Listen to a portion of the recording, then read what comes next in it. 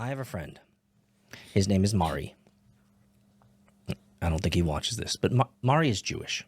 He's a successful Jewish banker. He lives in New York. And I've known Mari for over a decade. We've done business together. Good guy, respectable guy. What I love about him in all of his Jewishness is his absolute candor about the benefits that he receives of being a Semite. At least he owns it. And he owns it. He revealed to me, and I did the diligence on it, and this was one of the most shocking things that I ever realized in the world of business. And I have had moments in which I have actually considered bringing on a Semite into my team so I can take advantage of this financial opportunity. The financial opportunity is this. If you are a Semite, you can get zero interest loans at banks anywhere in America. You just have to tell them. They will go to the back. They will show you, they will bring out a folder, a PDF of how you, as a Semite, can get a loan for your house, a car, extraneous things that you need, a boat, a business for zero interest. Really? Look it up. I was Mari. When Mari told me this, I was deeply offended. Deeply offended. I have to pay interest on all of my loans. The amount of, I'm a venture capitalist. I deal in millions of dollars of other people's money. Those interest payments are suffocating. If I was a Semite, I would pay zero interest on all of it. So you tell me, you tell me, are there religious doctrines that are being exacted for the benefit of one people group over everybody else? I got a question. If you were to go take a picture kissing the wall, can you get in the club? No. No. You have to be a Semite. Is that the only way? Do you know how you become a Semite? What if you get your citizenship? Because I remember watching this clip of Glenn Beck You can only be a Semite. begging Netanyahu to give him the citizenship. Have you ever seen that clip? Is Glenn Beck's mother a Semite? Then he's not a Semite. You can look it up. You can only be a Semite if your mother was a Semite. Correct. If the father is not a Semite, you're not a Semite. You have to pay interest. You have to pay interest. So this, you can look it up. I forgot the Semite word for it because there's a specific word for it that if you say this word and you're going into a bank. Is it like a code word? It is. It's a Semite word. Do you and do one of these when you say the word? Maybe it's just a little bit of this. Yeah. I'm dead serious. I'm not lying. You guys can look it up right now. I want to see the real term sheet. Exactly. It's zero. But come on, man. You're an entrepreneur, a successful entrepreneur. You're a successful business builder. You can do the math, the paper napkin math of how much money you paid on loans to make your business successful. And there is a reality in which if you were a certain type of people group, you would have paid nothing on those loans. And I would take a gander and say, If Will was here, we would fact check this, but he's not, so we just accept it as truth.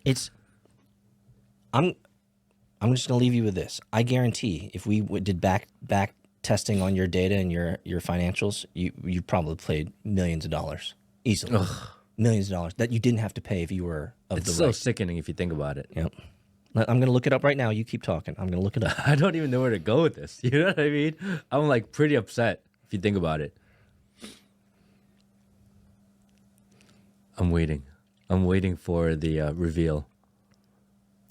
Here we go. Hebrew Free Loans provide members of the Jewish community with zero interest loans and personalized, confidential, and respectful application process. The Talmud dwells on Ezekiel's condemnation of charging interest, and the Torah and Talmud encourage lending money without interest to Jewish people. Does not apply to Gentiles. Let me see this.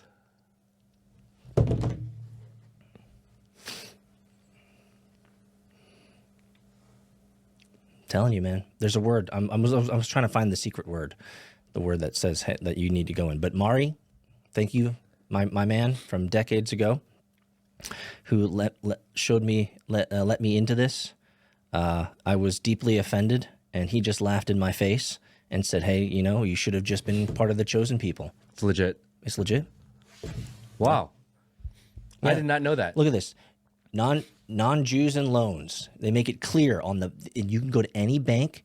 You can find the hidden links to find this documentation because they have to have it. Yep. If you're a Semite and you go to a bank and you're like, hey, I need to build a house. I need $700,000. They'll look at you and you'll do a little bit of paperwork, and then they'll give you $700,000, zero interest to build that house. Do we need one? I mean, now I understand why you're saying, "Oh, maybe I'll get a Jewish partner." Yeah, because we can build businesses for zero interest in perpetuity.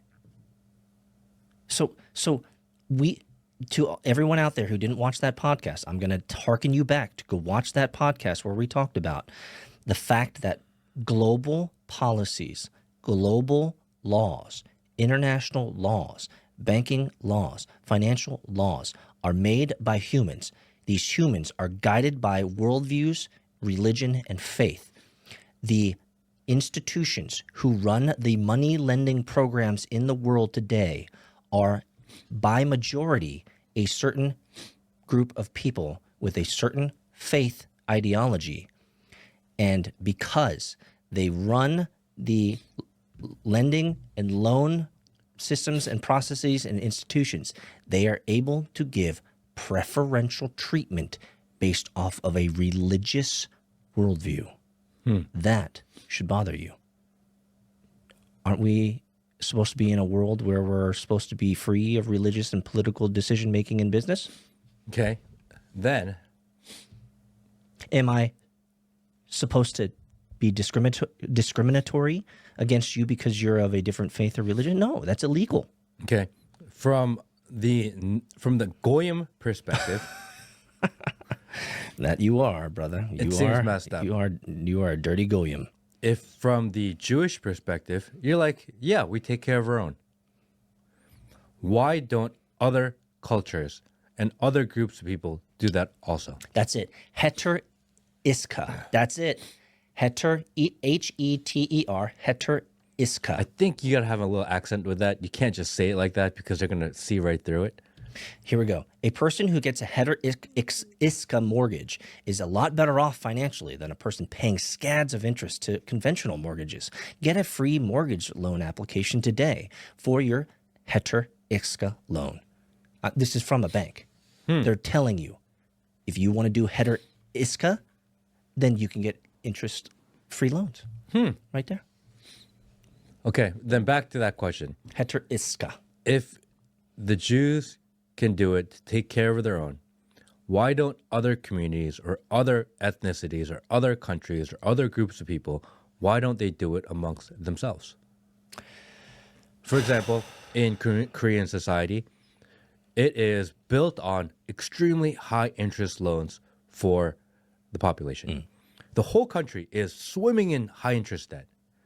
In America, I just saw Gen Z is 45% Gen Z is in uncontrollable credit card debt. Yep. That's at 22, 23% a year.